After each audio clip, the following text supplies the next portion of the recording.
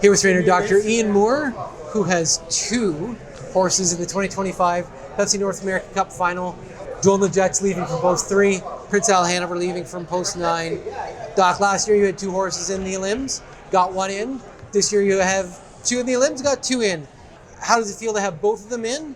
And was that, obviously when you put your horses in, you're not thinking they're not going to race well, but how did your horses perform according to your expectations? They both raced very well, and Joel and the Jets in particular. He's had some troubles this year from something that happened to him when he was a very young horse, I presume. And for him to race, I know it was the slowest elimination, but he raced very well and overcame a lot of things there. I mean, he'd only trained in 2:15 on Thursday leading up to that race, and that's all he had in 3 weeks. So he had some tying up issues, and he's had some lung issues, and so I'm hoping that this week he's all over it and ready to go. He should be a lot better this week. I've always felt fondly about him. I'm not sure if he's going to be quite the caliber of Prince Hal, but he's right there. Let's put it that way. And I think that was one of my questions, and you sort of addressed it, because you had Joel and the Jets in the week prior, and then you didn't get to race them. So how much of a concern was that for you heading into Saturday? No, it was a big concern. And I mean, you know, $8,000 starting fee. He only had the one start, so I think he only has about $9,000 or $10,000 made this year. You know, he finished his year well. He won the Pennsylvania Sire Stakes Consolation last year at the Meadows, but then that's when the trouble started after that. That's what all the scratches were about. And actually, that's only his second race since early September. So he trained very well at Florida and all seemed in order. I sent 3 colts, including Prince Hal and him, to the Meadows at the front of the week, first week of May for the Sire Stakes in Pennsylvania. And he got trained on Thursday and had a severe tie-up, like peeing blood and that kind of thing, 66,000 CK, where, 400 or 500 is normal. So I have been going with him myself since he got home, and he seemed to be all over that, and then the other thing shows up. So it's a shame because he's a talented horse.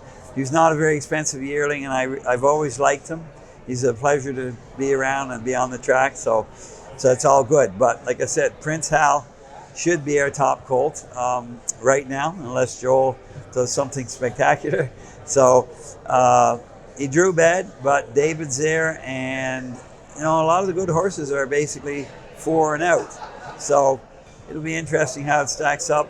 As far as having 2 in the race, it's a pleasure. It's always enjoyable and a lot of fun usually to have a horse in a signature race at places. Like for me, as a kid for years, it was always the Gold Cup in Saucer and the Governor's Plate in Summerside, Gold Cup in Charlottetown, right? So now to be in the North American Cup again and have a shot, I think it's going to be a lot of fun. Is Prince Al Hanover the dark horse of this group, regardless of his post position on Saturday night? Yeah. Well, I don't want to, be boastful or anything like that, but he hasn't got a lot of press, let's put it that way. I mean, he wasn't even on Dave Little's Road to the Meadowlands pace till after the second Sire Stake. And he's a pretty nice colt. Like, he raced well as a 2-year-old. He was very immature. His mother was a sweetheart, Percy Blue Chip. And I've had the pleasure over the years and the good fortune to train and race babies by stallions that we once raced, like Shadow Play and Century Pharaoh, well, this year for him, and so on, and this is the first time we've ever had the pleasure of racing a baby out of a mare that we had. So that's kind of a fun as well, and it's, it makes it unique because, I mean, I've had a lot of Shadow Plays over the years, and it's been good. He's been good to me in all ways, shape, and form, and now the mare's being good to me as well. So Prince Hal, very nice colt, and if he gets a trip, I know he's going to get a drive from David. So we'll just hope for the best. Let's leave it at that. And obviously you can't predict how this race is going to go, and we saw some pretty action-packed eliminations last week. Based on that draw, how do you think this race is going to set up that is beneficial for your horses? Well, anybody that tells you how it's going to set up now is always proven wrong. It's $1 million. There's going to be a huge crowd here, irregardless of the weather, and the drivers are going to be pumped. And when they are, they drive them. And I mean, it's all out, right? There's no next weekend. So I expect that everybody will be on the gate and everybody will be rolling. Joel and the Jets, he can leave some. So hopefully he'll be up in the mix, and hopefully the other guy will get some cover in front of him because he's going to have to leave some as well. So there's not going to be many from the outside that are going to outsprint some of the inside horses, I don't believe.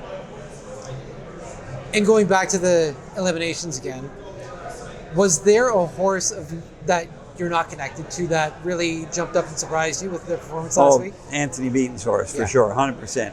I mean, he looked like a fantastic colt last year as a 2-year-old and started out well as a 3-year-old as well. And then must have been in some beat somewhere. He only finished second there, and I thought, well, that was, and but last week, boy, I mean, that was the mile of the night there that I saw there, and obviously quite a bit faster than the other divisions as well. So he certainly jumped out, that's for sure. What does the week look like for your two horses going into the Cup final? Well, I've seen this over the years because as a practicing veterinarian, I deal with a lot of trainers that had horses in top races, and some of them get a little pumped up a little early and start to do things different. For me, it's going to be the same routine as always. My horses, they've had their 2 days off now in the paddock. Joel and the Jets gets turned out every day because of his tie-up issue, and he'll jog at 6:30 tomorrow morning. I always go out early with him before everybody else starts, and Prince Hal will jog tomorrow as well. And then probably, weather permitting, I'll train them a little bit on Thursday. That's the plan. You're a Hall of Famer. You've accomplished a lot in your career, multiple Horse of the Year horses. What would a Pepsi North America Cup mean to you, adding that to your resume? I knew you were going to say that. Well, we've won a lot of big races in North America. We've been very fortunate and lucky to have done so over especially like the last 20 years, say, and never won this. So we got a second with Tattoo Artist. I might have had a third somewhere there. That's probably about it. We've had two in it before because I remember, I think it was 2011, we had 18 and Rockabilly in here. There was 3 divisions that year as well, but we've never had the fun or the pleasure of winning the race, so it would be a huge thing for me. And my time's getting old now. I'm moving on maybe, so, there's not going to be many more opportunities for me. Based on your resume, I think you still have a couple more kicks at the can, so let's just hope for the best there. And obviously you didn't have to qualify Odds on Platinum this week, but just a couple of thoughts on her race on Saturday and how she looks going into this Saturday's Roses of Red final. Well, she's just turned into a beautiful mare, and she's been plagued her whole life with bad post positions. Like, even though there was only whatever there was last week, 8 in it, she gets the 8-hole, right? And if you watch that race, everybody was leaving, so she's got to leave hard, and she has not won too many races off the front. The only ones I think she's won have been on a half-mile track, which was unfortunate what happened to London. I didn't change anything. I don't know, just the way it went. But she's a beautiful mare. She's made over $1 million and had to do it the hard way. She drew all the outsides in the early goals last year, had to leave, go to the front again. All the other horses, like It's a Love Thing, they got all the trips. Well, the last few starts of the year, she drew inside, and she got a trip. Like, she got a 2-hole trip in the final, and It's a Love Thing had to come first up. So she can beat those horses if she gets a trip. Now, not so sure about Twin Bee Fresh, but she did beat my girl EJ and Pocono last year in the hemp. And, so we'll see what happens there. But I think she still deserves to be in there, and she'll be ready to go. Any equipment changes for any of the 3 horses we've discussed heading into Saturday? None whatsoever. No, everything stays the same. Well, hopefully for your sake, things will turn out well on Saturday. Canada's biggest night of racing. Great to have you a part of it, Doc. Thanks as always for your time, and best of luck. All right, thank you very much. It's great to be a part of it. And I might say best of luck to all the other participants in the race, trainers, drivers, and all the horses. And I hope it's a good show for everybody.